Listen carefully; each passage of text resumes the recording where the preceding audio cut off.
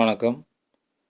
இன்றைக்கான பதிவில் என்னுடைய தோட்டத்தில் இருக்க பழம் மற்றும் பூச்செடிகளுக்கு எது மாதிரியான ஃபெர்டிலைசர் கொடுக்குறேன், என்னென்ன முறையில் பராமரிப்பு பண்ணுறேங்கிறத பற்றி தான் பார்க்க போகிறோம். நான் என்னோடய செடிகளுக்கு மேக்ஸிமம் என்னால் முடிஞ்ச வரைக்கும் ஆர்கானிக்காக தான் கொடுக்குறேன் ஃபெர்டிலைசர்லாம். ஆனால் பூச்செடிகளுக்கு மட்டும் ஒரு சில செடிகளுக்கு நான் டிஏபி கொடுக்குறேன். ஏன்னா பூக்களை பொறுத்த வரைக்கும் நம்ம அந்தளவுக்கு ஆர்கானிக்காக ஃபெர்டிலைசர் யூஸ் பண்ணி ஈல்டு எடுக்க முடியாது. என்னோடய மல்லிகை செடிகள் எல்லாத்துக்குமே நான் டிஏபி கொடுக்குறேன். நான் ரோஸ் செடி ஒரு சில செடிகள் வச்சுருக்கேன், அதுக்கும் டிஏபி தான் கொடுக்குறேன். மற்றபடி பழ செடிகளுக்குலாம் நான் டிஏபிலாம் கொடுக்கறதில்ல.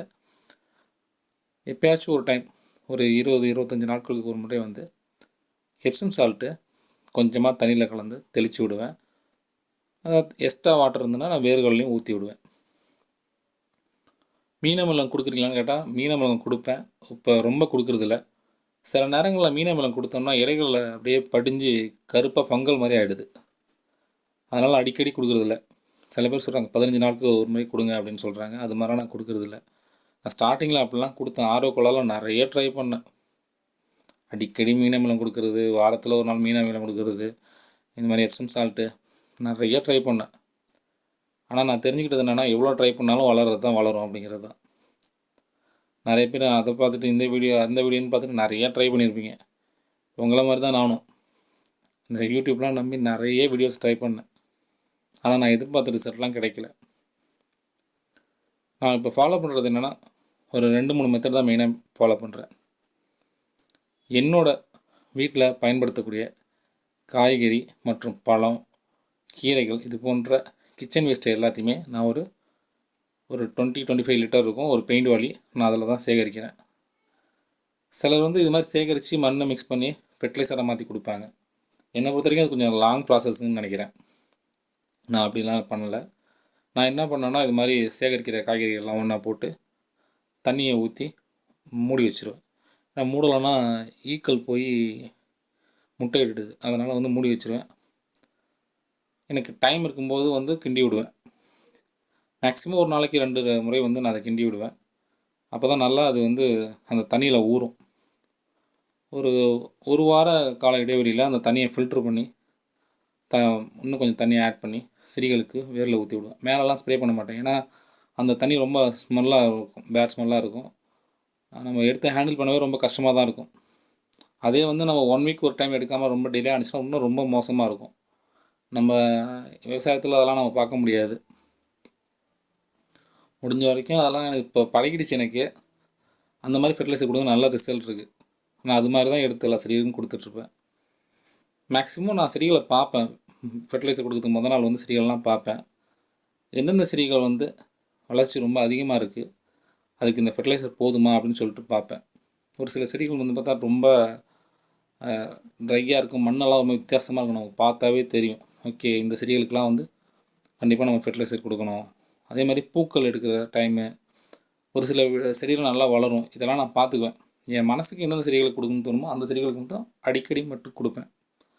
மற்ற செடிகளுக்கெல்லாம் வாரத்தில் ஒரு முறை, என்னை பொறுத்த வரைக்கும் சண்டே நான் ஃபிக்ஸ் பண்ணி வச்சுருக்கிறேன். சண்டே வந்து இதை எடுத்து ஃபில்டர் பண்ணி எல்லா செடிகளுக்கும் நான் கொடுப்பேன். இதெல்லாம் தாண்டி என்னென்னா, ஒரு சில நேரங்கள் ஒரு 2 மாதம் 3 மாதம் எனக்கு டைம் இருக்கிறப்ப அப்போ என்ன பண்ணுவேன்னா, வீட்டில் வந்து ஒரு 200 லிட்டர் பேரல் இருக்குது. அந்த பேரலில் ஃபுல்லாக தண்ணி பிடிச்சி அதில் வந்து 2 கிலோ கடலை புண்ணாக்கு, அப்புறம் 2 கிலோ வெல்லம் போட்டு மிக்ஸ் பண்ணி நல்லா ஊற வச்சு அது அப்படியே ஃபர்மெண்டேஷன் ஆகும், நல்லா புளிக்கணும். புளித்ததுக்கப்புறம் அந்த தண்ணியை எடுத்து எல்லா செடிகளுக்கும் கொடுப்பேன். அது எப்படின்னா, எல்லா செடிகளுக்கும் பத்துமானா, நான் நிறைய தொட்டிகள் வச்சுருக்கேன், எனக்கு பத்தாது தான். அதனால் நான் செலக்ட் பண்ணி அது எனக்கு தேவையான செடிகளுக்கு மட்டும் கொடுப்பேன். அதிலே கொஞ்சம் வித்தியாசமாக நமக்கு ஏதாச்சும் தோணுச்சுன்னா அதிலே ஆல்ட்ரு பண்ண ட்ரை பண்ணுவேன்.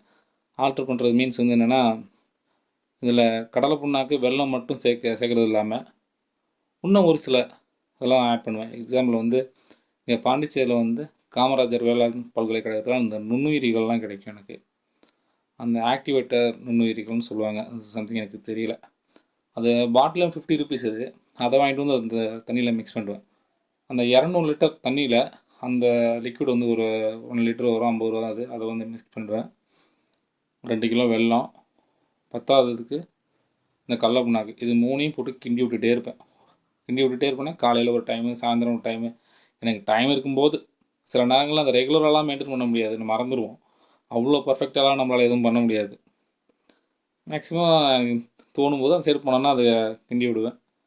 ஒரு 1 வீக்கில் அந்த தண்ணி ரொம்ப புளிச்சிடும், லைட்டாக ஸ்மெல்லே வர ஆரம்பிச்சிடும்.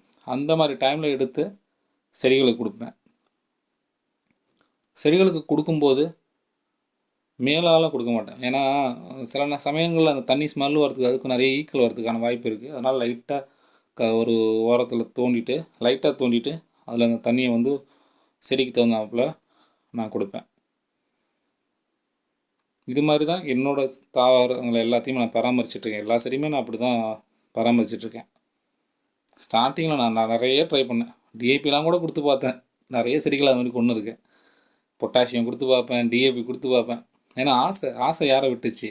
உடனே செடி வளரணும், உடனே பூக்கள் எடுக்கணும், உடனே காய்கள் எடுக்கணும். நிறைய பேர் வந்து தோட்டம் ஆரம்பிக்கிறவங்க இதை தான் பண்ணுவாங்க. இந்த வீடியோ பார்க்குறவங்க நிறைய பேர் இதை பண்ணியிருப்பீங்க. அது என்னையும் விட்டு வைக்கல. நிறைய ஆராய்ச்சிகள்லாம் பண்ணேன், நிறைய செடிகளை கொண்டேன். இப்போ கொஞ்ச நாளாக தான் தெரிஞ்சுக்கிட்டேன், நம்ம இந்த கார்டனிங்கை பொறுத்த வரைக்கும் அவசரப்பட்டது நடக்காது, பொறுமையாக தான் பண்ணணும். ஃபஸ்ட்டு பொறுமை தான் முக்கியம் அப்படிங்கிறத நான் இந்த கார்டனிங்கில் தான் கற்றுக்கிட்டேன்.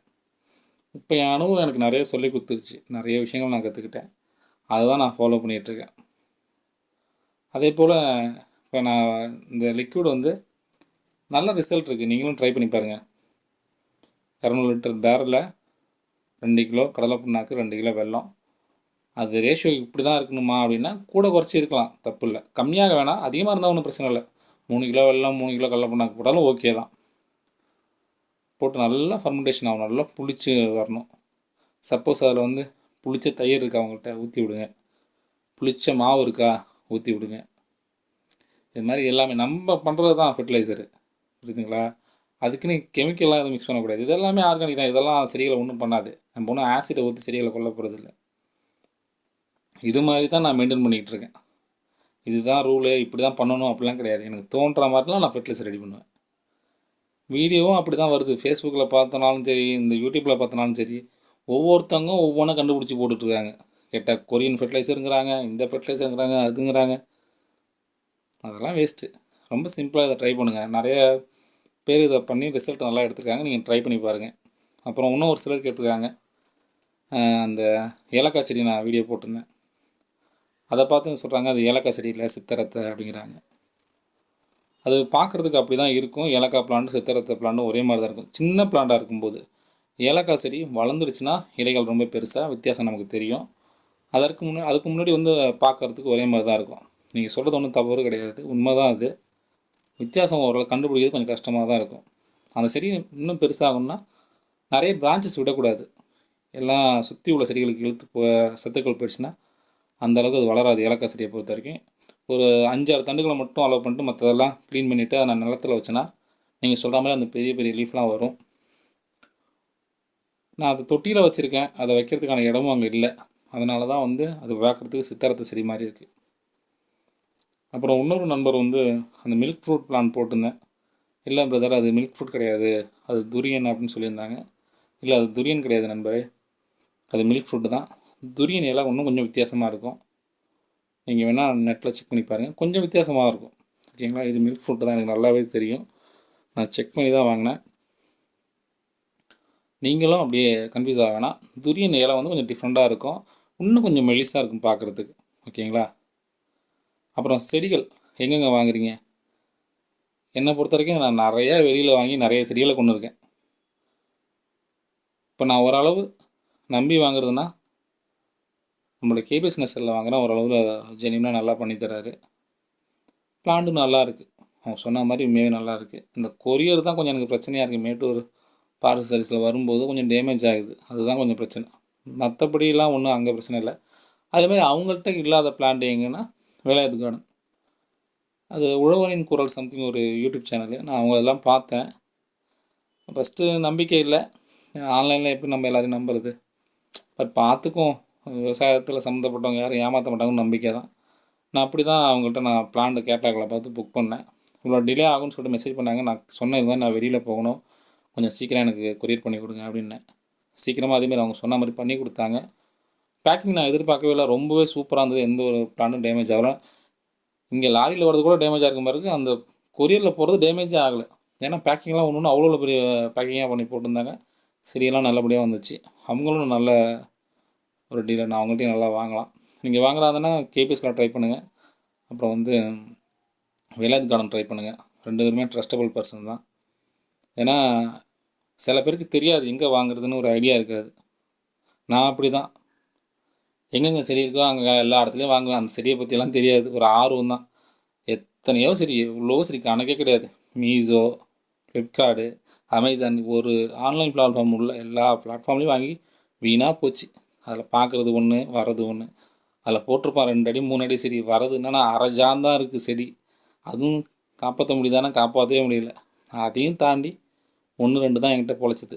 கிட்டத்தட்ட நான் 50 60 பிளான்ட் வாங்கினேன்னா என்கிட்ட தப்பி நான் எவ்வளோ கஷ்டப்பட்டு காப்பாற்றின பிளான்ட்டுன்னு பார்த்தோன்னா ஒரு 4லேருந்து ஒரு 5 பிளான்ட்டு தான் என்னால் காப்பாற்ற முடிஞ்சிச்சு.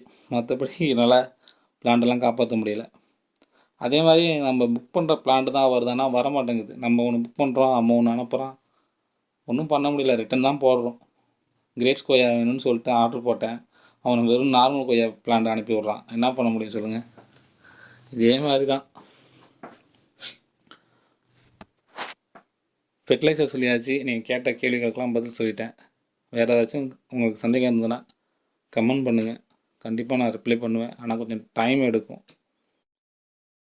தேங்க்யூ.